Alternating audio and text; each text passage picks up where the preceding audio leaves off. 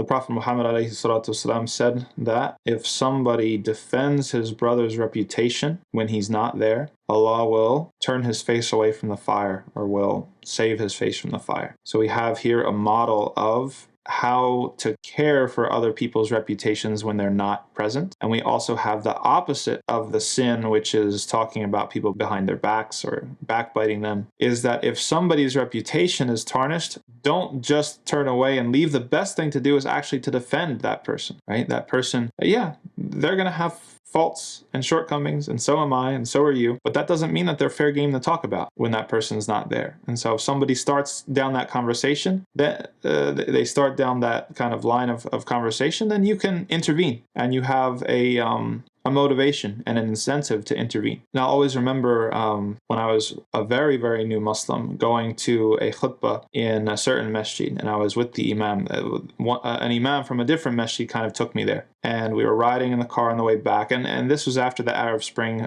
was just happening, and the khutbah was about certain things, and he brought up an example about the Arab Spring and took a position on it that I didn't agree with at the time. And then so we're riding in the car on the way home, and the Imam asked me, "What did you think about the khutbah?" And I immediately went to the thing I didn't like.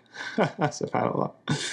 And I said, well, I didn't agree with this and that and the other. And the Imam's response was so beautiful and always stuck with me. He said, oh, well, that was just an example that he used. The point that he made was this and that. And, the point's true, even if the example's not true. And, he went to the good, right? And this is perhaps an example of what it's like when it comes to, it doesn't have to be dramatic, right? You don't have to go to the barricades for somebody's reputation. It can be simple, and it can be pleasant. And you can just say something that kind of makes the other person think and displaces their tendency to go into the faults and shortcomings and mistakes of other people.